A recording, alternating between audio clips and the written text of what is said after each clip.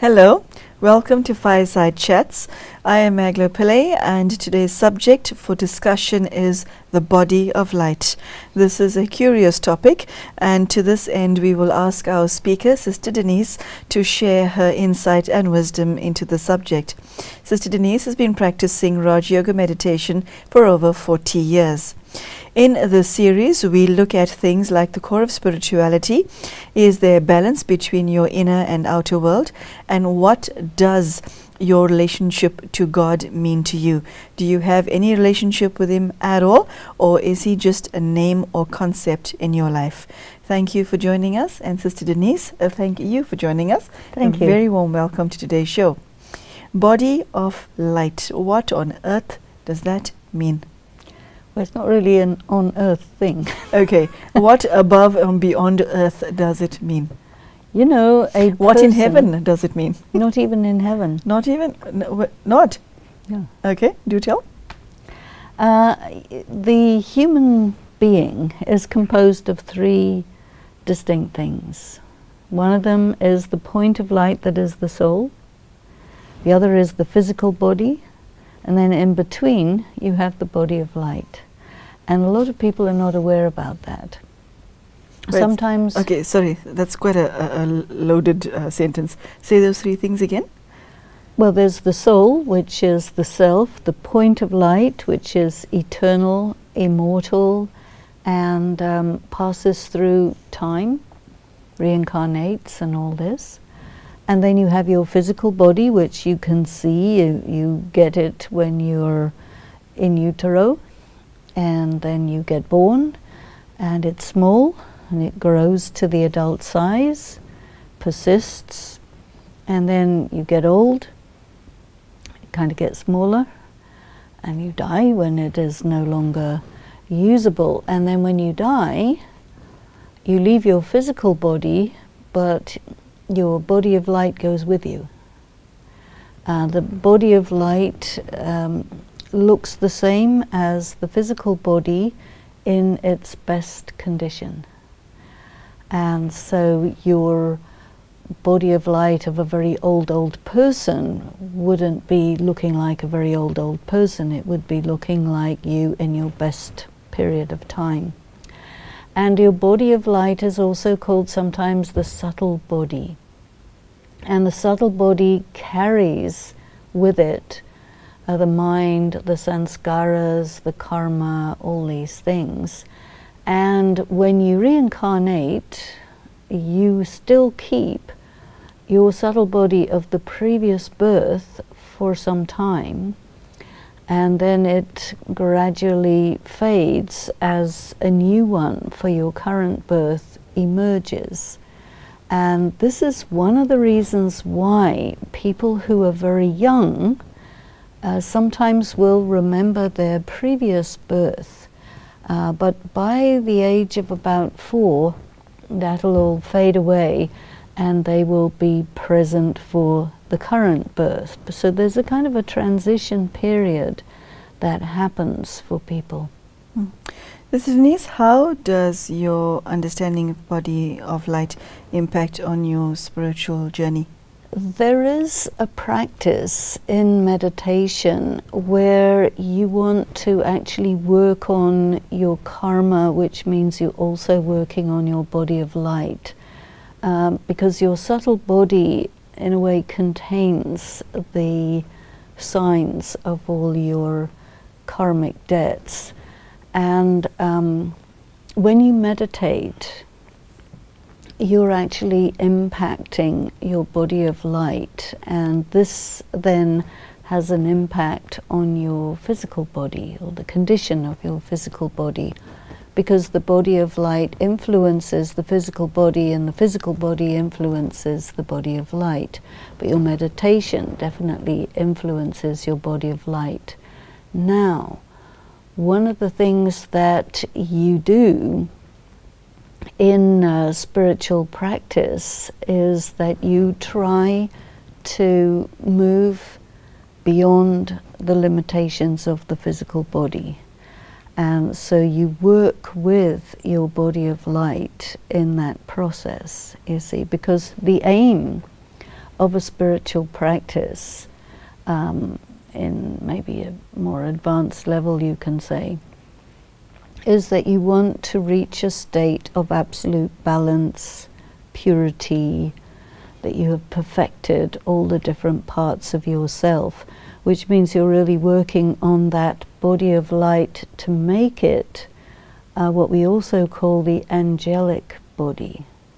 And when you learn to work with your mind in a certain way, you can actually project the yourself with your angelic body, and you can actually do work, do service, very, very subtle service through that instrument, through that mechanism, to benefit people or to create an atmosphere in places where you couldn't easily go with your physical body.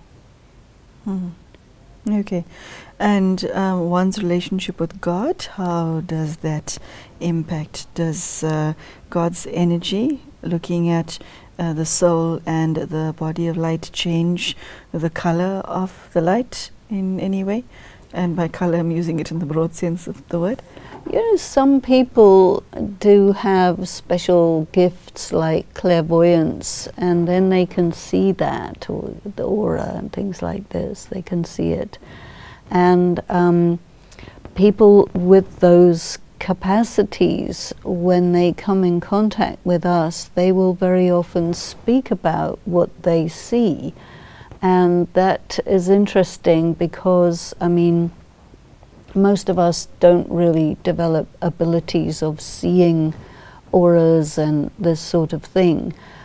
But at the same time, we are working on this body of light to make it very powerful, and to also make it an instrument, because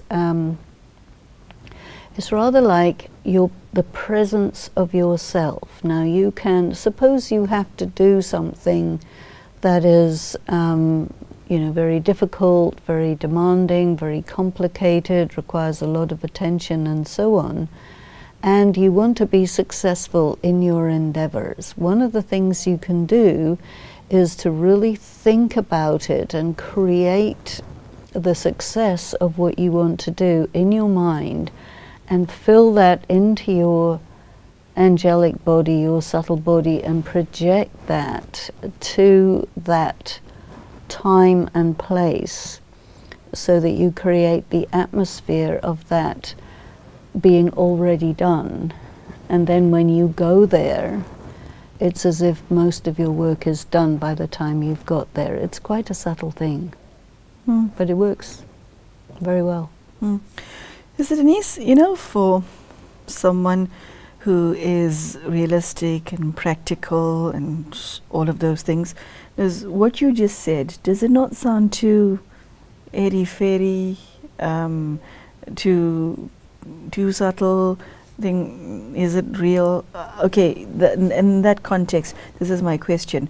What you just said, I can see that it's real for you, but how real can it be for anyone else? Because it's way up there and most people are not.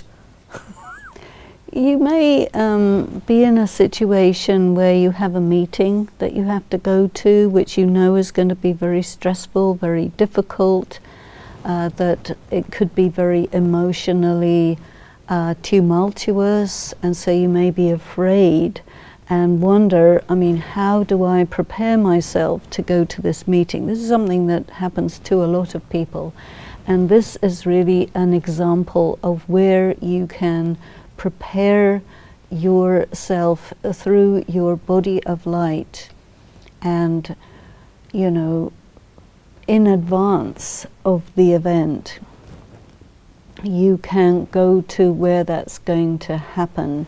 You can create the vision of what you want to happen. You can have thoughts towards the other people who are part of that meeting, so that they feel the intention that you have, that they are kind of predisposed to, you know, performing that scene in the drama the way that you are setting it up, because you want everything to go well. You don't just go in there, you know, with fear and without having any control over the situation. It really gives you that edge of being able to, you can say, direct what's going to happen.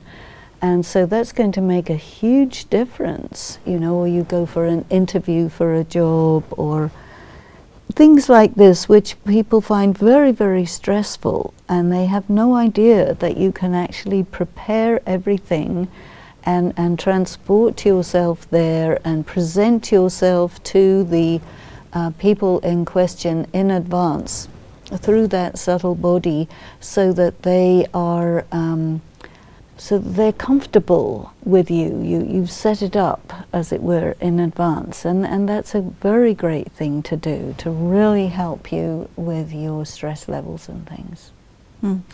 What happens to an individual and one's body of light when in your physical body you have an illness, and a serious one? And how do you heal from it, from that perspective? When you have a serious illness, of course you need to do whatever medical procedures are recommended and are suitable, but you also have to operate on the body of light, because that makes a huge difference to the healing. So whenever you meditate, it's going to impact your body of light. There may be damage to your physical body, but when you really work with your body of light, with healing thoughts and so on, the energy that you put into your body of light will also be a factor to cause the physical body to come into harmony and to line up. And that is a very good additional process to use when you're dealing with a very severe illness. Yeah. Now, Sister Denise, throughout your life, are you looking at your body of light to see what condition it is in? Do you try to change it in any way? Are you become aware of it to know which part of yourself you have to work on?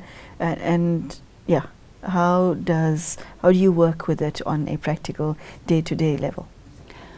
We become very aware there is the physical body, the body of light, the soul.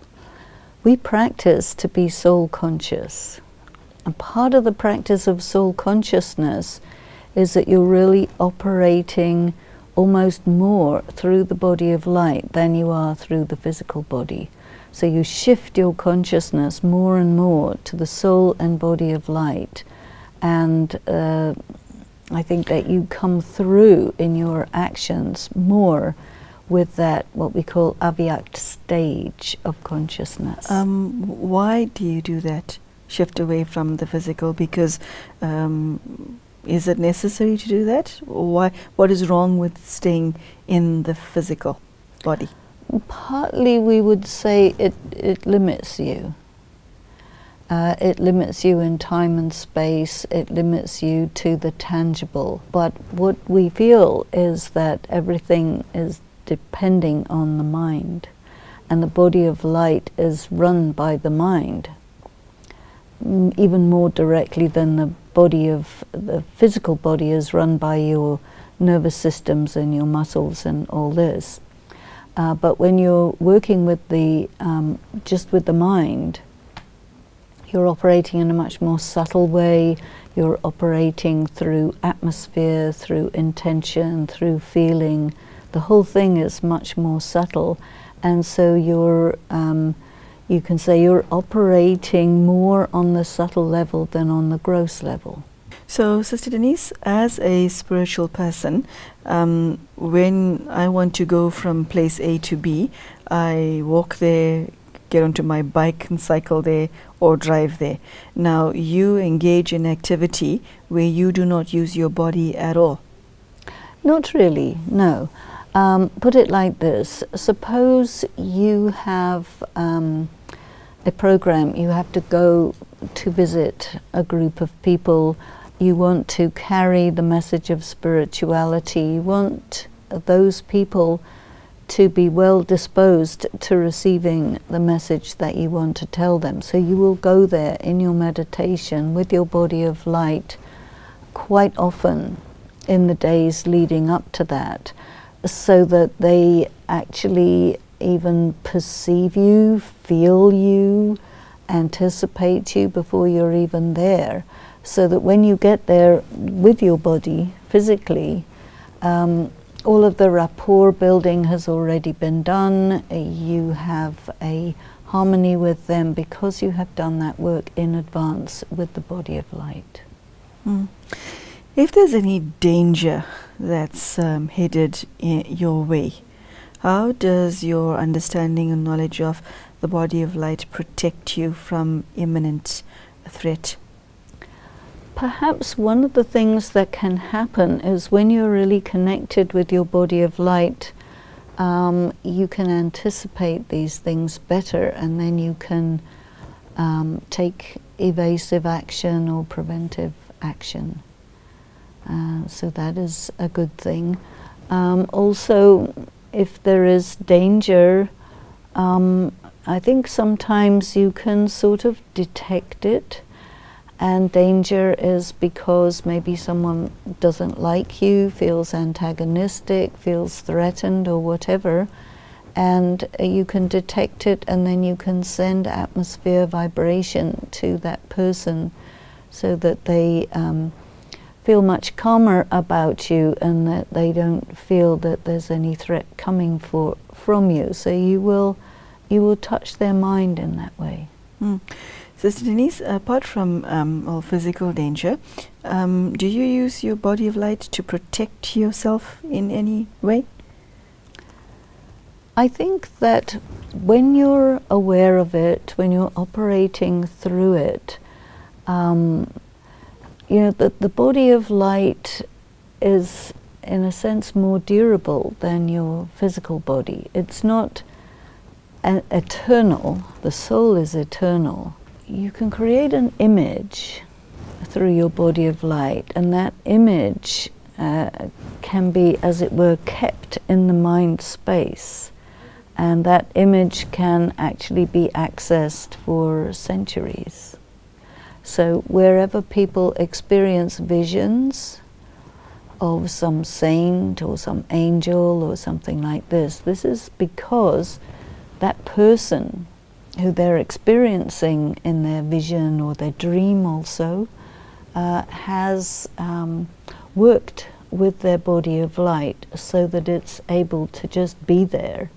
And then sometimes people will feel it as a protection. So you know, you don't need to protect yourself, you're already protected, but other people need to feel protected. And so sometimes your body of light can be conveyed in a general way, and then people can feel protected from experiencing that. Sometimes, you know, for most people it's very difficult to have a direct experience of God. But if they can have an experience from someone who has an experience of God, which is less intangible, then it makes it a little bit more accessible. So something like that is also possible. Okay. The word healing comes to mind. How have you used your understanding of the body of light to heal that which is damaged within the soul? You heal yourself, you heal others, or help with their healing. How do you do this? A good thing is to be in such a level of consciousness where you're really connected with your body of light. That causes another person in your company to get connected with their own body of light. Oh, it's contagious. It's influential. It's contagious. Okay. Go on. Which means that you facilitate in another person an additional dimension on which to operate, as so that they become less limited by their limitations, and that's a good thing to do. It's like a form of charity. Yeah, but it's non-verbal, isn't it? It's non-verbal, it's intangible, but definitely it causes people to feel they're not alone, that there is protection, that there is company, that there is some kind of force around them, and so maybe that can alleviate any kind of feelings of despair that sometimes people can have. Sister Denise, there are many listening to you who are in danger and who have no way of protecting themselves physically. What are your words to them so that they can protect the spirit and also the physical body that doesn't involve any violence? The reason I'm asking this question is, as I hear you speak, you are emanating a very beautiful energy of softness and silence and peace and mellow. The atmosphere is very mellow. So how do you help people who, or what is your message rather, for somebody who is not feeling anything that you are, but would like to, because they need it as a form of self-protection wherever they may be in the world? When you are only in the physical consciousness, you're quite vulnerable. When you start to be aware of yourself as a soul, of your body of light, you can amplify that. And if somebody is, and there are anecdotes of this happening to people who practice this, somebody wants to harm you, but at that time you go into that consciousness, they will not be able to see you, they will only be able to see light. And a person who wishes to do harm cannot do anything when they are faced with just light. Sister Denise, I'd like you to share with the viewers what you mean practically by connecting with your body of light, and I'd like you to take us through a meditation commentary where you show us what it is that you do and how you keep it with you even though you're not consciously engaged in such thought. So would you take us through that, please? Yeah. The attention has to go deep inside, and the mind needs to just pull away from your sense of being in the physical world. Just pull your attention from the material body that you're in, and just allow yourself to go on to a different vibration, a different plane of being. And by doing this, you're really in contact with your body of light, and you will even feel that there's light all around you. It's a different dimension, and you reach it by simply focusing your mind within and just turn your attention to that sense of detachment. There is peace, there is light. You're aware of your inner body, which is truly a body of light, and you are not in the limitation of space and time that you're normally in, but you are beyond it, almost as if you are operating in a dream. And when you're in a dream, you're really using your body of light. And in the meditation, it becomes very conscious that you're in your light body, and you are absorbing light from the Supreme Being, and you're able to move easily without limits. You're able to influence the atmosphere. It's as if you can go anywhere. You can even go forward in time to another time in the future and set the atmosphere of your being in that future time. Or in the present time, you can set the atmosphere of your being in another place and just go there and fill the space of that place with the feeling of you in your body of light.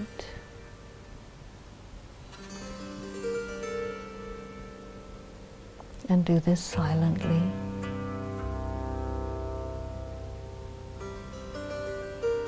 And then with just a few thoughts, bring yourself back to the everyday reality of the here and now, this space, this time.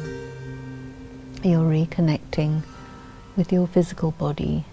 So the soul, the body of light, the physical body are all together. Om Shanti.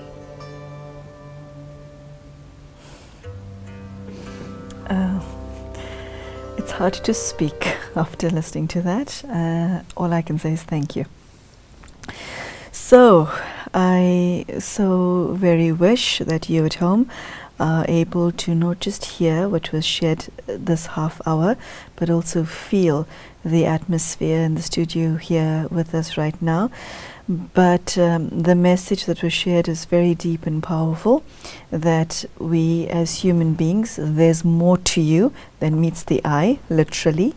And so Sister Denise was sharing the importance of understanding and connecting with your body of light, and also using it to your advantage for your own spiritual benefit, for your safety and protection, and also to make life easier for you. And also it's a way of protecting and serving other people, even though you may not be in the same room with them. So I hope you are able to take this message to heart, and I hope to see you soon. Thank you and goodbye.